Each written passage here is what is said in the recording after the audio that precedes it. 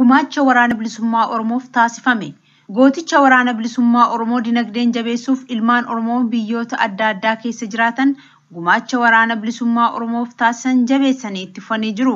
Haaluma kanaan qeerroon bilisummaa Oromoo biyya Faransaay waadaa isaanii haaromsuun gumaacha marsaa afuraffaa taasisaniin qarshii 83,200 waraana bilisummaa Oromoof gumaachan. Qeerroon bilisummaa Oromoo biyya Faransaay gumaacha marsaa tokkoffaa haga afuraffaatti taasisaniin walumaa galatti qarshii 345,200 galii qabsoo bilisummaa Oromoof oolchanii jiru. Haaluma wal fakkaatuun sabboontonni ilmaan Oromoo Yemen sana'aa gurmuu Elemoo Qilxuu gumaacha waraana bilisummaa Oromoof taasisan marsaa lammaffaa doolaara 350 gumaachanii jiru.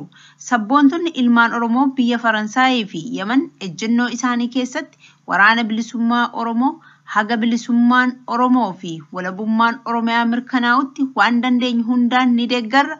Oromoon waraana bilisummaa Oromoo malee mirga isaa gonfachuuf karaan isa dandeessisu hin jiru. Kanaaf Oromoon gama hundaan waraana bilisummaa Oromoo jabeessuu qaba jechuun dhaamsa isaanii dabarfatanii jiru. Nutis galanni keessan bilisummaa haa ta'u bilisummaa argaa jennaan. Gumaacha harmee ayyaa hundaan nageessisuufiyyaa naadir madaan jetti almandiyaa haa gumaachuu namuu waan dandayaa lubbuu wareega kennee atitiyaa.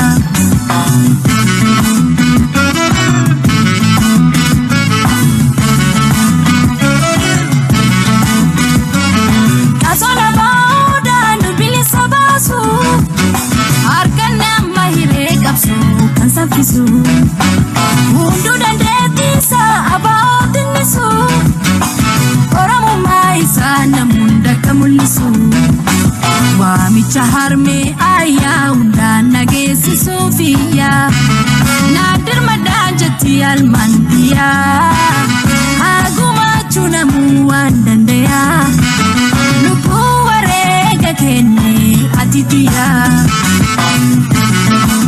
Kan dhaggeeffachaa jirtan qophii sagantaa raadiyoo Araata Biyyoolessa Oromiyaarraa dambalii gabaabaa meetirbaandii 25 kiiloo heerzii 11,990 irratti isinii darbaa jirudha. Qophiin keenyatti dhufee jira.